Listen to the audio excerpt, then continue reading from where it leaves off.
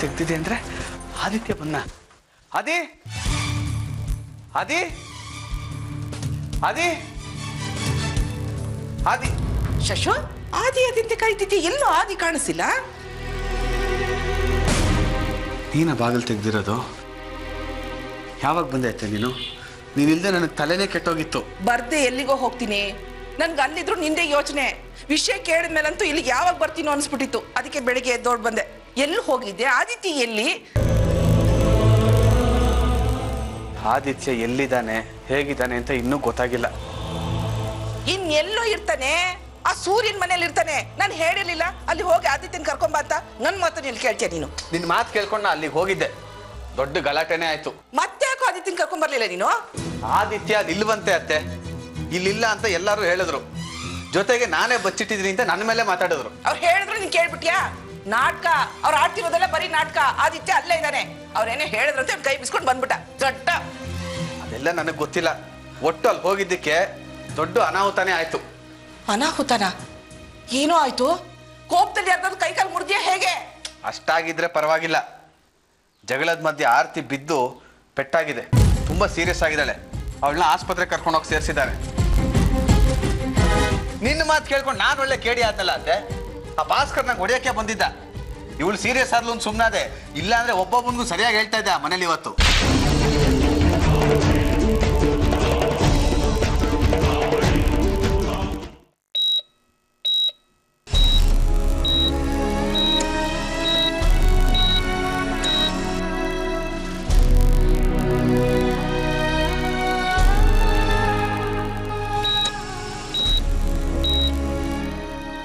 ಭಗವಂತ, ನನ್ನ ಸೊಸೆನ ಮೊಮ್ಮಗನ ಕಾಪಾಡಪ್ಪ. ನಿನಗೆ ಬೆಳ್ಳಿ ಕಿರೀಟ ಮಾಡ್ಸಾಕಿಸ್ತೀನಿ. ಒಂದೇ ವರ್ಷದಲ್ಲಿ ಬಂದು ನೀನು ದರ್ಶನನೂ ಮಾಡ್ಕೊಂಬರ್ತೀನಿ. ನಮ್ಮ ಕೈ ಬಿಡಬೇಡಪ್ಪ ಸ್ವಾಮಿ. ಸಿಸ್ಟರ್ ಪೇಷಂಟ್ ಕಂಡೀಷನ್ ಹೇಗಿದೆ? ಆರ್ತಿ ಮೊಮ್ಮಗು ಹೇಗಿದ್ದಾರೆ? ಸಿಸ್ಟರ್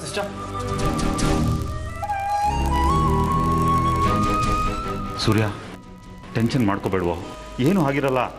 ಹೌದಣ್ಣ, ನೀನೇನು ಯೋಚನೆ ಮಾಡಬೇಡ. ಅದಕ್ಕೆ ಒಳ್ಳೆತನ ಖಂಡಿತ ಅವ್ರನ್ನ ಕಾಪಾಡುತ್ತೆ. ಸಿಸ್ಟರ್ ಪ್ಲೀಸ್ ಸಿಸ್ಟರ್, ಕಂಡೀಷನ್ ಹೇಗಿದೆ ಅಂತ ಹೇಳಿ ಪ್ಲೀಸ್. ಯಾಕೆ ಈ ಥರ ಪದೇ ಪದೇ ತಡಿತೀರಾ? ಎಮರ್ಜೆನ್ಸಿ ಇದೆ, ಇದನ್ನ ಅವ್ರಿಗೆ ಕೊಡಬೇಕು. ಈ ಥರ ಡೋರ್ ಇದೆ ಗುಮ್ಕುಮಾಗಿ ನಿಂತ್ಕೊಂಡು ಹೇಗೆ ಹೋಗ್ಲಿ ಹೇಳಿ ನೀವು? ಪ್ಲೀಸ್ ಸೈಡಲ್ಲಿ ನಿಂತ್ಕೊಳ್ಳಿ. ಏನಾದ್ರು ಎಮರ್ಜೆನ್ಸಿ ಇದೆ, ನಾನೇ ನಿಮಗೆ ಬಂದು ಹೇಳ್ತೀನಿ ಪ್ಲೀಸ್.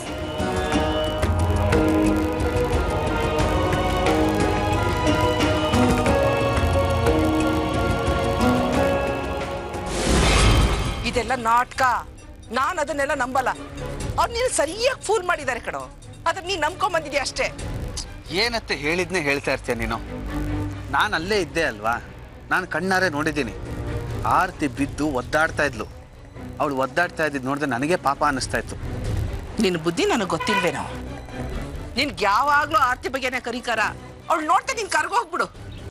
ಆರ್ತಿ ನೋಡಿ ಕರ್ಗೋಗೋ ಕಾಲ ಎಲ್ಲ ಮುಗೀತು ಅತ್ತೆ. ಆದರೆ ಅವಳು ಬಿದ್ದು ನಿಜವಾಗ್ಲೂ ಅವಳಿಗೆ ತುಂಬ ಪೆಟ್ಟಾಗಿದೆ.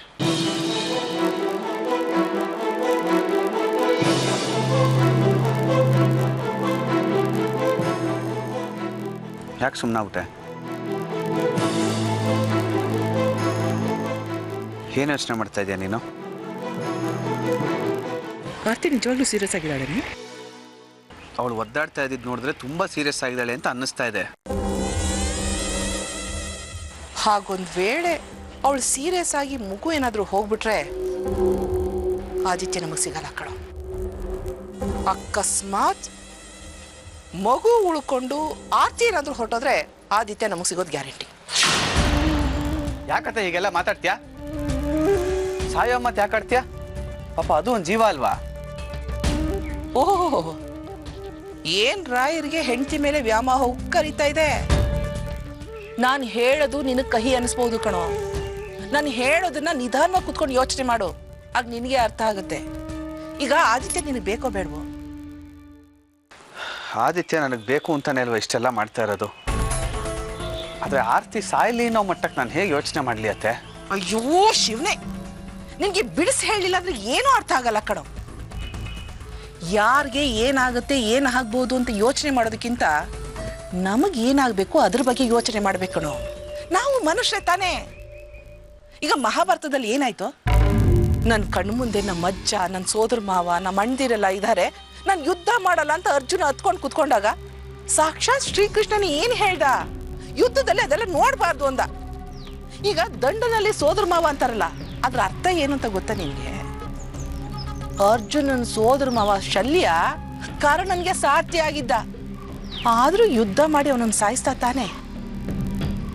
ಶಶು, ನನಗೆ ಆದಿ ನಿನ್ನ ಸಿಗ್ಲಿ ಅನ್ನೋದು ಆಸೆ ಕಣ. ಆತಿಗೇನಾದ್ರೂ ಆಗ್ಲಿ, ಮಗು ಏನಾದ್ರೂ ಆಗ್ಲಿ, ಆದಿತ್ಯ ನಿನ್ನ ಸಿಗೋದು ಮಾತ್ರ ನನಗೆ ಮುಖ್ಯ.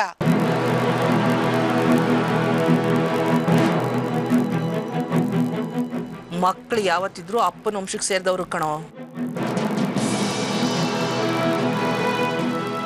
ಹೋಗ್ಲಿ ಬಿಡು, ಆತಿಗೂ ಏನೋ ಆಗದೆ ಇರಲಿ, ಮಗುನೂ ಉಳ್ಕೊಳ್ಳಿ, ಆದಿತ್ಯನೂ ಅವರೇ ಕರ್ಕೊಂಡೋಗಿ ಸಾಕೊಳ್ಳಿ. ಯಾರು ಸಿಗ್ದಿದ್ದಾಗ ಕಣ್ಣೀರು ಹಾಕೊಂಡು ಕೂತಿರ್ತಿಯಲ್ಲ, ಆಗ ಈ ಅತ್ತೆ ಯಾಕೆ ಹೇಳಿದ್ಲು, ಏನು ಹೇಳಿದ್ಲು ಅಂತ ನಿನ್ಗೆ ಅರ್ಥ ಆಗುತ್ತೆ. ನೀನು ಇಷ್ಟ ಕಣೋ, ಏನು ಬೇಕಾದ್ರೂ ಮಾಡ್ಕೊ.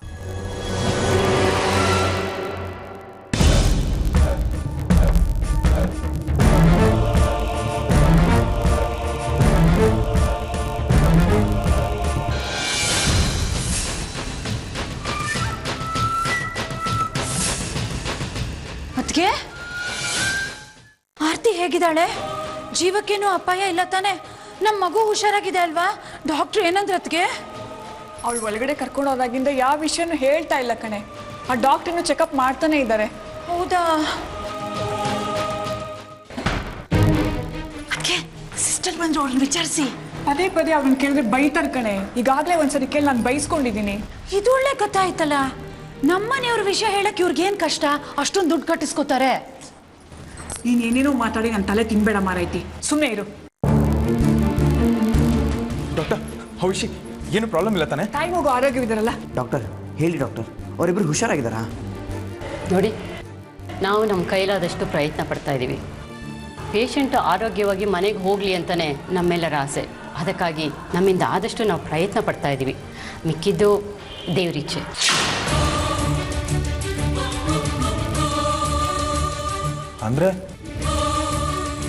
ಅಂದರೆ ಎಲ್ಲವನ್ನು ಮೀರಿದ ಶಕ್ತಿ ಅಂತ ಒಂದಿದೆ ಅಲ್ವಾ? ಪ್ರಾರ್ಥನೆ ಮಾಡ್ಕೊಳ್ಳಿ. ಯಾಕೆಂದರೆ ಈಗಲೇ ಏನು ಹೇಳೋಕ್ಕಾಗ್ತಾ ಇಲ್ಲ. ಬಲವಾಗಿ ಪೆಟ್ಟು ಬಿದ್ದಿದೆ, ಬ್ಲೀಡಿಂಗ್ ಜಾಸ್ತಿ ಆಗ್ತಾ ಇದೆ. ನಿಜ ಹೇಳಬೇಕಂದ್ರೆ ಈ ಕೇಸ್ ತುಂಬ ಸೀರಿಯಸ್ ಆಗಿದೆ.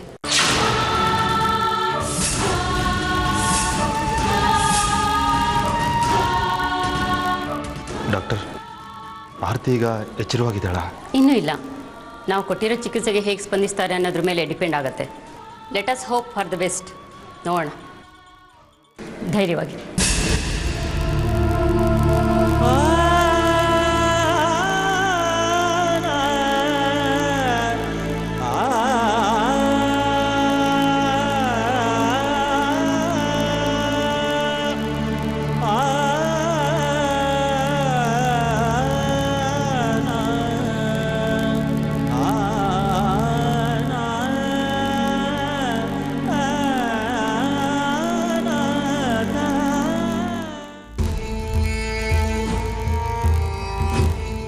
ಏಯ್, ಯಾವನ ಮಾತಾಡ್ತಿರೋದು? ಯಾರು ಮಾತಾಡ್ತಾ ಇರೋದು? ಸ್ವಲ್ಪ ಮರ್ಯಾದೆ ಕೊಟ್ಟು ಮಾತಾಡಿ. ಮರ್ಯಾದೆ ಬೇರೆ ಕೇಳು. ನಿನಗೆ ಮರ್ಯಾದೆ ಬೇಕಾ? ಬಾ, ಮಾಡಿ ಕಳಿಸ್ತೀನಿ ಮರ್ಯಾದೆ. ತಲೆ ಎಲ್ಲ ಮಾತಾಡಬೇಡ, ಮೊದಲು ಯಾರು ಅಂತ ಹೇಳು, ಇಲ್ಲ ಅಂದ್ರೆ ಫೋನ್ ಇಡ್ತೀನಿ. ನಾನು ಭಾಸ್ಕರ. ಏನ್ ಅನ್ಕೊಂಡಿದ್ಯಾ ನೀನು? ನನ್ನ ಗೋಕುಲ್ ಹಾಕಿದ್ದಿದ್ದ ಮನೆನ ಸ್ಮಶಾನ ಮಾಡಿಟ್ಟಿದ್ಯಲ್ಲ, ಮನುಷ್ಯನ ನೀನು? ಮೃಗ.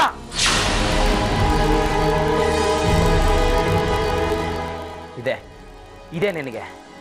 ಒಂದು ತಿಳ್ಕೊ, ನಮ್ಮ ಅತ್ತಿಗೆಗೆ ಏನಾರು ಆದ್ರೆ ಹುಟ್ಟಿದ ದಿನ ಕಾಣಿಸ್ಬಿಡ್ತೀನಿ ನಿನಗೆ.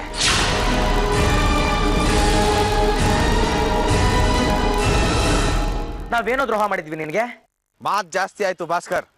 ಮರ್ಯಾದೆಯಿಂದ ಫೋನ್ ಇಟ್ರೆ ಸರಿ, ಇಲ್ಲ ಅಂದ್ರೆ ಏನಾ ಆವಾಜ್ ಆಗ್ತಿದ್ಯಾ? ಮನೆಯಿಂದ ಸುಮ್ಮನೆ ಹೋಗಕ್ಕೆ ಬಿಟ್ವಿ ನೋಡು, ಗಾಂಚಲಿ ಅಲ್ವಾ ನಿನಗೆ? ಜೀವಂತವಾಗಿ ಹೊರಗಡೆ ಹೋಗಕ್ಕೆ ಬಿಟ್ವಲ್ಲ, ಅದೇ ತಪ್ಪು ಮಾಡಿದ್ ನಾವು. ನಮ್ಮ ಅತ್ತಿಗೆನ ನರಳ್ತಾ ಬಿದ್ದಿರಂಗೆ ಮಾಡಿದ್ಯಾ ಅಲ್ವಾ? ನಿನ್ನೂ ಅದೇ ಥರ ನರಳ್ತಾ ಬಿದ್ದಿರಂಗೆ ಮಾಡಿಲ್ಲ ಅಂತಂದ್ರೆ ನಾನು ಭಾಸ್ಕರನೇ ಅಲ್ಲ. ಏನು ಹೆದರ್ಸ್ತಾ ಇದೆಯಾ? ಅದೇನು ಮಾಡ್ಕೋತೀಯ ಮಾಡ್ಕೊ ಹೋಗಲೇ. ಸಿಗೋ ಮಗನೇ ಇದೆ ನಿನಗೆ.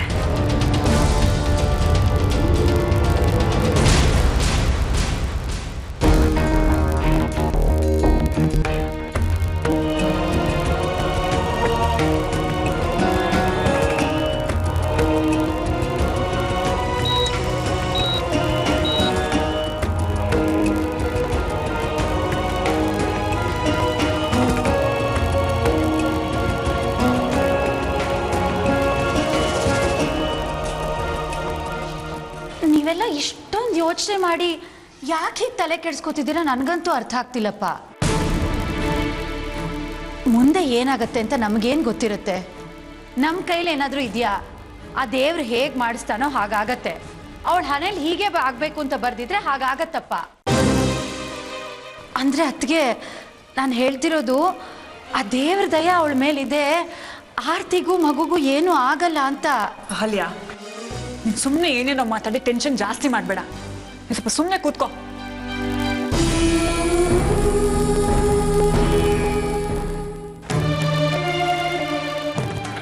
ಸಿಸ್ಟರ್ ಒಂದು ನಿಮಿಷ. ಏನ್ರಿ? ನಮ್ಮ ಹುಡುಗಿ ಆರ್ತಿ ಈಗ ಹೇಗಿದ್ದಾಳೆ ನೋಡಿ, ಎಷ್ಟು ಸಲ ಹೇಳ್ಬೇಕು ನಮ್ಮ ತಡಿಬೇಡಿ ಅಂತ. ಆಮೇಲೆ ಹೆಚ್ಚು ಕಮ್ಮಿ ನಮ್ಮ ಮೇಲೂ ಕೇಳಬೇಡಿ.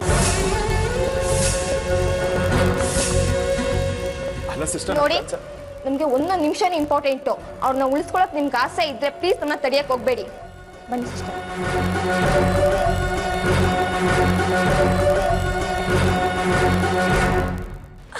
ಅಯ್ಯೋ ಪಾಪ ಆದಿತ್ಯ ಹೀಗೆ ಎಲ್ಲಿದ್ದಾನೋ ಏನ್ ಕಥೆನೋ. ಅವ್ರಮ್ಮ ನೋಡಿದ್ರೆ ಇಲ್ಲಿ ಈ ಪರಿಸ್ಥಿತಿಲಿ ಮಲ್ಕೊಂಡಿದ್ದಾಳೆ. ಆ ಮಗುಗೆ ತಾಯಿ ನೋಡೋ ಭಾಗ್ಯ ಇದೆಯೋ ಇಲ್ವೋ? ಅವನ ಬಗ್ಗೆ ನೆನ್ಸ್ಕೊಂಡ್ರೆ ನನಗೆ ತುಂಬಾ ದುಃಖ ಆಗತ್ತೆ. ಎಂತ ಕೆಲಸ ಆಗ್ಬಿಡ್ತು? ಈ ಟೆನ್ಷನಲ್ಲಿ ನಾವು ಆದಿತ್ಯನ ವಿಷಯನೇ ಮರ್ತು ಬಿಟ್ಟಿದ್ವಿ. ಆರ್ತಿಗೆ ಪ್ರಜ್ಞೆ ಬಂದು ಆದಿ ಎಲ್ಲಿ ಅಂತ ಕೇಳಿದ್ರೆ ಏನು ಹೇಳೋದು? ಸೂರ್ಯ, ನೀನು ಇಲ್ಲೇ ನೋಡ್ಕೊಳ್ತಿರು. ನಾನು ಹೊರಗಡೆ ಹೋಗಿ ಆದಿತ್ಯನ ಹುಡುಕ್ಸೋ ವ್ಯವಸ್ಥೆ ಮಾಡ್ತೀನಿ. ನೀನು ಇಲ್ಲಿಂದ ವಿಷಯ ಬಿಟ್ಬಿಡೋಣ. ನೀನು ಮೊದಲು ಹೋಗಿ ಆ ಕೆಲಸ ಮಾಡು. ಅದು ಎಷ್ಟು ಬೇಗ ಮಾಡ್ತೀವೋ ಅಷ್ಟು ಒಳ್ಳೇದು. ಹೋಗೋ ಪ್ಲೀಸ್, ಬೇಗ ಹೋಗೋ. ಹುಷಾರು ಕಣ.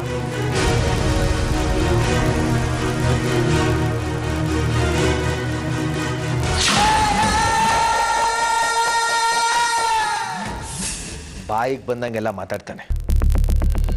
ನಾನೇನು ಅಂತ ಅವ್ನಿಗೆ ಇನ್ನೂ ಗೊತ್ತಿಲ್ಲ. ಇನ್ನೊಂದು ಸಾರ್ತಿ ಸಿಗಲಿ, ನಾನಿರಬೇಕು ಇಲ್ಲ ಅವನಿರಬೇಕು. ಈ ಗಲಾಟೆ ಯಾಕ್ರಿ ಬೇಕು ನಿಮಗೆ? ಮೊದಲು ಮಗು ಸಿಕ್ತಾ ಅದನ್ನ ಹೇಳಿ. ಅಲ್ಲ ಸರ್, ಆ ಭಾಸ್ಕರ ಅದೆಲ್ಲ ಇರ್ಲಿ ಬಿಡ್ರಿ, ಮಗನ ಬಗ್ಗೆ ಮಾತಾಡಿ. ಅವನಲ್ಲಿ ಇರ್ಬೋದು ಅಂತಾನೆ ವಿಚಾರಿಸಕ್ಕೆ ಹೋದೆ ಸರ್. ಅಲ್ಲಿ ಹೋಗ್ತಿದ್ದಾಗೆ ಗಲಾಟೆ ಶುರುವಾಯಿತು. ಎಲ್ಲ ಆರ್ತಿ ಬಂದು ಬಿದ್ಲು. ಹೊಟ್ಟೆಗೆ ತುಂಬ ಪೆಟ್ಟಾಯಿತು. ಆಸ್ಪತ್ರೆಗೆ ಕರ್ಕೊಂಡೋಗಿ ಸೇರಿಸಿದ್ರು. ಇನ್ನೆಲ್ಲಿ ವಿಚಾರಿಸ್ಲಿ ಮಗ ಎಲ್ಲಿದ್ದಾನೆ ಅಂತ? ಇಂಥ ಟೈಮಲ್ಲಿ ಗಲಾಟೆ ಮಾಡ್ತಾರೇನ್ರಿ? ಎಲ್ಲ ನಿಮ್ಮ ಕುತ್ತಿಗೆ ಬರೋ ಹಾಗೆ. ಏನೇ ಮಾಡಿದ್ರು ನಮ್ಮ ತಲೆಗೆ ಬರದೇ ಇರೋ ಹಾಗೆ ನೋಡ್ಕೋಬೇಕು. ನಮ್ಮ ತಲೆಗೆ ಯಾಕೆ ಬರತ್ತೆ ಸರ್? ನಾನೇನು ಬೀಳ್ಸಿದ್ನ ಆರ್ತಿನ? ನೋಡ್ರಿ, ಎಲ್ಲ ವಿಷಯನೂ ಬಿಡಿಸೇ ಹೇಳ್ಬೇಕಾ? ಈಗ ಅಲ್ಲಿ ಆರ್ತಿ ಜೀವಕ್ಕೆ ಏನಾದ್ರು ಹೆಚ್ಚು ಕಮ್ಮಿ ಆಗಲಿ, ಈಗಷ್ಟೇ ಜಗಳ ಆಗಿದೆ. ಇದಕ್ಕೆಲ್ಲ ಕಾರಣ ನೀವೇ ಅಂತ ಅವ್ರೇನಾದ್ರು ಕಂಪ್ಲೇಂಟ್ ಕೊಟ್ರೆ ನಾನಲ್ಲ, ಆ ಭಗವಂತ ಬಂದ್ರು ನಿಮಗೆ ಜೈಲಿಗೆ ಹೋಗೋದನ್ನು ತಪ್ಸೋಕ್ಕಾಗಲ್ಲ. ಆಮೇಲೆ ನಿಮ್ಮ ಮಗನಿಗೆ ಅಮ್ಮ ಇರಲ್ಲ, ಅಪ್ಪ ಜೈಲಲ್ಲಿ ಇರ್ತಾನೆ. ಯಾರಿಗೂ ಬೇಡದವನಾಗಿ ಬದುಕ್ತಾನ್ರಿ ನಿಮ್ಮ ಮಗ. ಎಲ್ರೂ ಜೀವನ ಹಾಳಾಗುತ್ತೆ. ಅರ್ಥ ಮಾಡ್ಕೊಳ್ಳಿ ಸ್ವಲ್ಪ. ನಿಮಗೆ ಆತ್ರ ಜಾಸ್ತಿ, ಕಾಯ್ಬೇಕ್ರಿ ಸ್ವಲ್ಪ. ನೋಡಿ, ಇನ್ನು ಏನು ಮಾಡಬೇಕಾಗಿದ್ರು ನನಗೆ ಕೇಳ್ಬಿಟ್ಟು ಮಾಡಿ.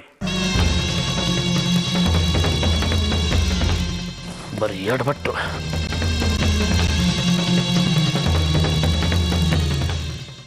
ಸೂರ್ಯ, ನಾನು ನಿನ್ನ ಹತ್ರ ಒಂದು ವಿಷಯ ಕೇಳಬೇಕಾಗಿದ್ದು ಮರ್ತೇ ಹೋಯ್ತು. ಶೋಭಮ್ಮ ಯಾಕಿನ್ನೂ ಆಸ್ಪತ್ರೆಗೆ ಬಂದಿಲ್ಲ? ನೀನು ಅವ್ರಿಗೆ ಫೋನ್ ಮಾಡಿದ್ಯಾ? ಈ ಗಡಬೇಡಿಲಿ ಅವ್ರಿಗೆ ಫೋನ್ ಮಾಡೋದೇ ಮರ್ತೋಗಿತ್ತಮ್ಮ. ಎಂಥ ಕೆಲಸ ಮಾಡಿದೆ ಸೂರ್ಯ. 6 ತಿಂಗಳು ಶೋಭಮ್ಮಕ್ಕೆ ಪ್ರಾಣ. ಮೊದಲು ಅವ್ರಿಗೆ ಫೋನ್ ಮಾಡಿ ತಿಳಿಸು. ಪರವಾಗಿಲ್ಲ ಬಿಡಿಮ್ಮ, ಅವ್ರು ಊರಿಗೆ ಹೋಗಿದ್ದಾರೆ. ಈಗ ಅವ್ರಿಗೆ ಫೋನ್ ಮಾಡೋದು ಏನಿದೆ? ಆರ್ತಿ ಅವ್ರನ್ನ ನೋಡ್ಕೊಳ್ಳೋದಕ್ಕೆ ನಾವೆಲ್ಲರೂ ಇದೀವಲ್ವಾ, ಅವ್ರು ಬಂದ್ಮೇಲೆ ವಿಷಯ ತಿಳಿಸಿದ್ರೆ ಆಯ್ತು. ಬೇಡ ಕಣೋ, ಏನಾದ್ರೂ ಹೆಚ್ಚು ಕಡಿಮೆ ಆದ್ರೆ ನಮ್ಮ ತಲೆಗೆ ಬರುತ್ತೆ. ಮೊದಲೇ ನಮ್ಮ ಗ್ರಹಚಾರ ಸರಿ ಇಲ್ಲ. ಯಾರೇ ಜಗಳ ಆಡಿದ್ರು ಅದು ನಾವು ತಲೆ ಕೊಡ್ಬೇಕಾಗತ್ತೆ. ಅವ್ರು ನಿಧಾನಕ್ಕೆ ಬಂದು ಅವಳು ನೋಡೋ ಹೊತ್ತಿಗೆ ಏನಾದರೂ ಆದರೆ ಅದನ್ನು ನಾವೇ ಮಾಡಿದ್ದೀವಿ ಅಂತ ಕಂಪ್ಲೇಂಟ್ ಕೊಟ್ಟು ನಮ್ಮನ್ನು ಒಳಗಡೆ ಹಾಕಿಸ್ತಾರೆ. ಅದಕ್ಕೆ ನೀನು ಫೋನ್ ಮಾಡಿ ವಿಷಯ ತಿಳಿಸ್ಬಿಡು. ಯಾಕಮ್ಮ ಹೀಗೆಲ್ಲ ಮಾತಾಡ್ತಾ ಇದ್ದೀರಾ ನೀವು? ಶೋಭಮ್ಮ ಅಂತವ್ರ ಇನ್ಫ್ಯಾಕ್ಟ್ ಅವ್ರ ಮನ್ಸಲ್ಲೂ ಇದನ್ನೆಲ್ಲ ಯೋಚನೆ ಮಾಡಿರಲ್ಲಮ್ಮ. ನೋಡಿ, ನಮಗೀಗ ಯೋಚನೆ ಮಾಡೋದಕ್ಕೆ ಸಾಕಷ್ಟು ವಿಷಯಗಳಿದೆ. ಅದ್ರ ಬಗ್ಗೆ ಯೋಚನೆ ಮಾಡೋಣ ಪ್ಲೀಸ್. ನೋಡು ಸೂರ್ಯ, ಶೋಭಮ್ಮ ಅವ್ರ ಬಗ್ಗೆ ನಿನಗೆ ಚೆನ್ನಾಗಿ ಗೊತ್ತಿರ್ಬೋದು, ಆದರೆ ನನಗೆ ಮನುಷ್ಯ ಸ್ವಭಾವದ ಬಗ್ಗೆ ಗೊತ್ತು. ನೊಂದಾಗ ಮನಸ್ಸು ಹೇಗೆ ಬೇಕಾದ್ರೂ ಯೋಚನೆ ಮಾಡುತ್ತೆ. ಅಮ್ಮ ಆ ಥರ ಎಲ್ಲ ಏನೂ ಆಗಲ್ಲಮ್ಮ, ನೀವು ಆರಾಮಾಗಿರಿ, ಎಲ್ಲ ಸರಿ ಹೋಗುತ್ತೆ. ಶೋಭಮ್ಮ ಅಂತವ್ರಲ್ಲಮ್ಮ. ಸೂರ್ಯ, ನಾನು ಶೋಭಾ ಸರಿ ತಪ್ಪು ಅಂತ ಹೇಳ್ತಾ ಇಲ್ಲ, ಮನಸ್ಸು ಎಷ್ಟು ಚಂಚಲ ಅಂತ ಹೇಳ್ತಾ ಇದ್ದೀನಿ. ಯಾರ ಮನಸ್ಸು ಯಾವ ಟೈಮಲ್ಲಿ ಹೇಗೆ ಬೇಕಾದ್ರೂ ಯೋಚನೆ ಮಾಡ್ಬೋದು. ಅದೆಲ್ಲ ಆಗೋದಕ್ಕಿಂತ ಮುಂಚೆ ನೀನು ಫೋನ್ ಮಾಡಿ ಅವ್ರಿಗೆ ವಿಷಯ ತಿಳಿಸು. ಅವ್ರು ಒಳ್ಳೆಯವರು, ಅದನ್ನು ನಾನು ಒಪ್ಕೋತೀನಿ, ಆದರೆ ತಪ್ಪು ನಮ್ಮ ಕಡೆಯಿಂದ ಉಳಿಬಾರ್ದಲ್ವಾ? ಅದಕ್ಕೆ ಮೊದಲು ನೀನು ಅವ್ರಿಗೆ ಫೋನ್ ಮಾಡು.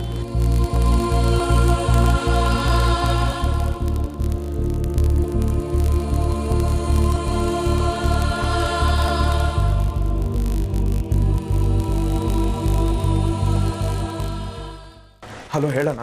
ಎಲ್ಲ ಕಡೆ ಆದಿತ್ಯನ ಫೋಟೋ ಕೊಟ್ಟು ಇನ್ಫಾರ್ಮೇಷನ್ ಕೊಟ್ಟಿದ್ದೀನಿ. ಎಲ್ಲ ಕಡೆ ಹುಡ್ಕೋದಕ್ಕೆ ವ್ಯವಸ್ಥೆ ಮಾಡಿದ್ದೀನಿ. ಅಣ್ಣ, ವಿಷಯ ಎಲ್ಲ ಕಡೆ ಕವರ್ ಆಯ್ತು ತಾನೆ? ಹೌದು ಕಣೋ, ಬಸ್ ಸ್ಟ್ಯಾಂಡು, ರೈಲ್ವೆ ಸ್ಟೇಷನ್ ಎಲ್ಲ ಕಡೆ ವಿಚಾರಿಸಕ್ಕೆ ಹೇಳಿದ್ದೀನಿ. ಅಲ್ಲಿ CCTV ಕವರೇಜ್ ಇರುತ್ತಲ್ಲ, ಅದನ್ನ ನೋಡಿ ಹೇಳ್ತೀನಿ ಅಂತ ಹೇಳಿದ್ದಾರೆ. ಹೌದು, ಅಲ್ಲಿ ಪರಿಸ್ಥಿತಿ ಹೇಗಿದೆಯೋ? ಆರ್ತಿಗೆ ಏನಾದರೂ ಪ್ರಜ್ಞೆ ಬಂತಾ?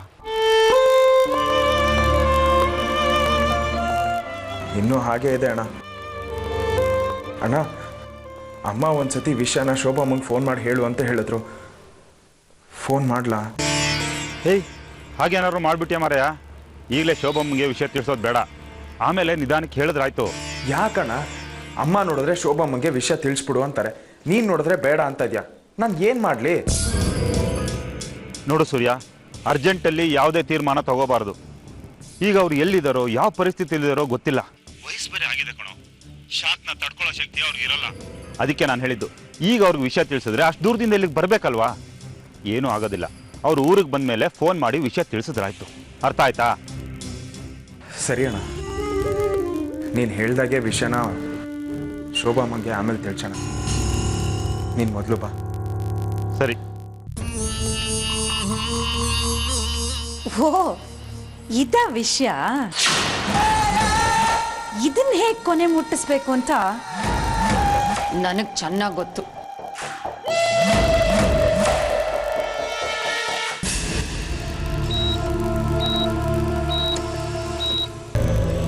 ಅದ್ಗೆ ಇನ್ನೊಂದ್ಸಲ ವಿಚಾರಿಸಿ ನೋಡ್ತೀರಾ ಈಗ ಪರಿಸ್ಥಿತಿ ಹೇಗಿದೆ ಅಂತ? ಈಗ 5 ನಿಮಿಷಕ್ಕೆ ಮುಂಚೆ ವಿಚಾರಿಸಿದೆ ಅಹಲ್ಯ, ಅವಳಿಗಿನ್ನೂ ಪ್ರಜ್ಞೆನೇ ಬಂದಿಲ್ವಂತೆ. ಯಾವುದೇ ಚಿಕಿತ್ಸೆಗೂ ಸ್ಪಂದಿಸ್ತಾ ಇಲ್ಲ ಅಂತ ಹೇಳಿದ್ರು ಡಾಕ್ಟ್ರು. ಇನ್ಮೇಲೆಲ್ಲ ದೇವರಿಗೆ ಬಿಟ್ಟಿದ್ದು ಅಹಲ್ಯ. ಇದೆಲ್ಲ ಏನಾಗೋಯ್ತು ಅದಕ್ಕೆ? ಎಷ್ಟು ಚೆನ್ನಾಗಿತ್ತು ನಮ್ಮನೆ, ಯಾರ ದೃಷ್ಟಿ ಬಿತ್ತೋ, ಅದ್ ಯಾರು ಮಾಟ ಮಂತ್ರ ಮಾಡಿಸ್ಬಿಟ್ರು, ಮನೆ ನೆಮ್ಮದಿನೇ ಹಾಳಾಗಿ ಹೋಗಿದೆ ನೋಡಿ. ಇನ್ನು ಪರಿಸ್ಥಿತಿ ಏನಾಗತ್ತೋ, ಇದೆಲ್ಲ ಎಲ್ಲಿಗೆ ಹೋಗಿ ಮುಟ್ಟುತ್ತೋ?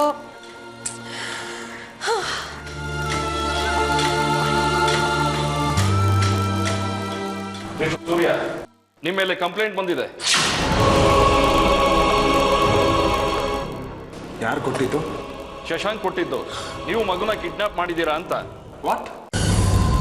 ಸರ್, ಆದಿತ್ಯ ನಮ್ಮನೆ ಮಗ, ನಾವೇ ಕಿಡ್ನಾಪ್ ಮಾಡೋಣ?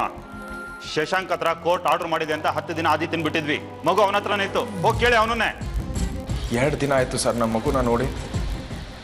ಅವನು ನೋಡೋಕೆ ಹೊರಟಾಗಲೇ ಇಷ್ಟೆಲ್ಲ ಆಗಿತ್ತು. ಇನ್ನು 5 ದಿನ ಬಿಟ್ಟರೆ ಅವನೇ ನಮ್ಮ ಮನೆಗೆ ಬರ್ತಾನೆ. ಯಾಕೆ ಸರ್ ನಾವು ಕಿಡ್ನಾಪ್ ಮಾಡಬೇಕು? ಅದೆಲ್ಲ ಗೊತ್ತಿಲ್ಲ. ಈಗ ನೀವು ಸ್ಟೇಷನ್ ಬಂದು ಒಂದು ಹೇಳಿಕೆ ಕೊಡಿ. ಸರ್, ತಮಾಷೆ ಮಾಡ್ತಿದ್ದೀರಾ?